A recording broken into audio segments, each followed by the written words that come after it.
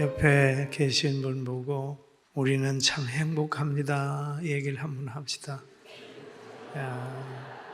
제가 오늘 11시 예배를 마치고 성도들을 이렇게 배웅하고 악수하는데 95세 되는 우리 권사님 한 분이 저를 손을 딱 잡고 목사님 사랑합니다 얘기를 해서, 우리가 연세가 드신 분은 사랑한다 소리 잘 안 하는데 가슴에서 깊이 나오면서 얘기를 해서 저 말 속에 엄청난 은혜가 있구나 그랬습니다. 여러분, 사랑하는 사람에게는 약점이 안 보입니다. 사랑하는 사람은, 목사를 사랑하는 사람은 내가 설교를 잘하든지 못하든지 관계없이 은혜를 받아요.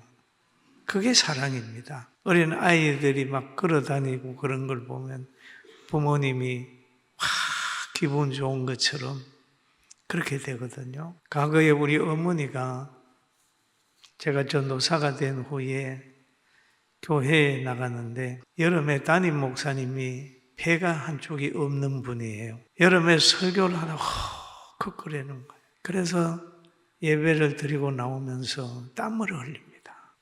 안타까워가지고.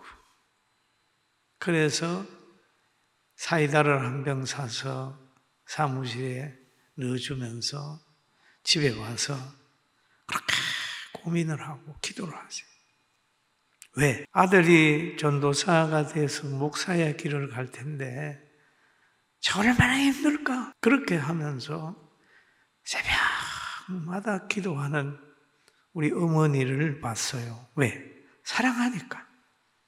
설교 내용 얘기하지 않아요. 그냥 사랑하니까 교회 가면 그래 좋대요. 그래서 그것이 오늘날 우리 어머니가 목회자에 대한 뜨거운 사랑이 저로 하여금 목사님들을 존중하고 교회를 존중하고 긍정적인 사람을 만드는 것 같아요.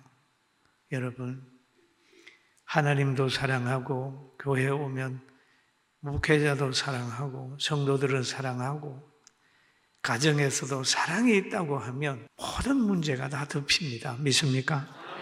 믿습니까?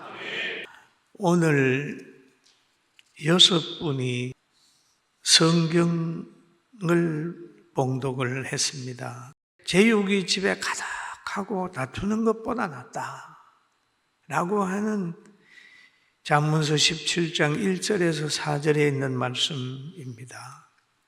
그럼 화목이 가정에 얼마나 중요하다는 것을 잠언서를 통해서 깊이 깨닫기를 바라고, 제자 중에 한 사람이 예수님께 나가서 하는 말씀이죠. 먼저 가서 내 아버지를 장사하게 허락하소서. 여러분, 장례 치르는 게 얼마나 급합니까? 그런데 예수님께서 말씀하시기를 죽은 자들이 그들의 죽은 자를 장사하게 하고 너는 나를 따르라 라는 얘기를 했어요. 이게 세상에 속해 있으면 이해가 잘 안 돼요. 여기에 죽은 자는 육체가 죽었지만은 살아있는 사람들도 영혼이 죽었어요. 그러니까 죽은 자들은 죽은 자들이 장사하게 하고 너는 나를 따르라 라고 하는 얘기. 예수님 따르는 것이 얼마나 절박하다고 하는 걸 여기에서 말씀을 하고 있는 겁니다. 그런데 오늘날 여러분, 한국 교회를 보면 서울 장안에 가면 큰 교회들이 많지요. 기독교 역사 140년에 오늘 한국 교회가 있기까지는 이런 가치관을 가지고 있는 분들이 많았습니다. 제가 아는 오 목사님이라는 분이 계셨는데 어머니가 오랫동안 병을 앓고 있었습니다. 그런데 오 목사님이 집회를 가셨어요. 그래서 가는 날 둘째 날 돌아가셨어요. 그런데 그 가족들이 연락을 안 했어요. 왜? 집회에 방해된다고 연락을 안 하고 집회를 딱 마치고 어머니 하고 들어가 방이 텅 비어.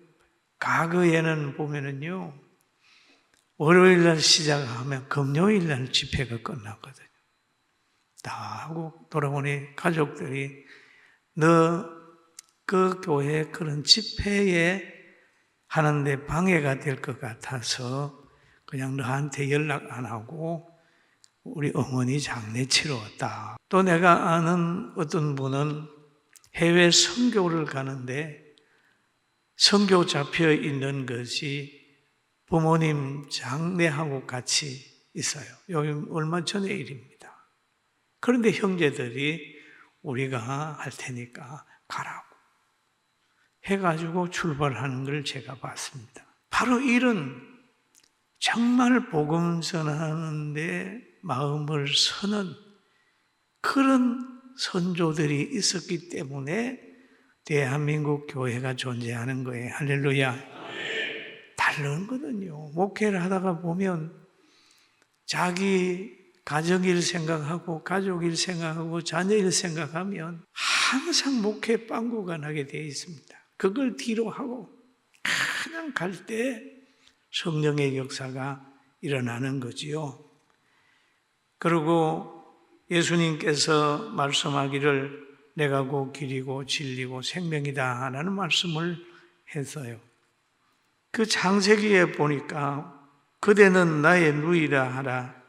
그러면 내가 그대로 말미암아 안전하고 내 목숨이 그대로 말미암아 보존되리라. 자, 아브라함이 그 아내에게 부부라고 하지 말고 우리 너는 내 누이라고 해라 이렇게 하니까 그 아내가 잘 받아들였습니다. 그래서 아브라함을 보호시킨 거예요. 그리고 또 성경에 보면은 100세에 얻은 아이 90세에 얻은 이삭을 남편 아브라함이 제사 드리러 가려고 그러는 거예요.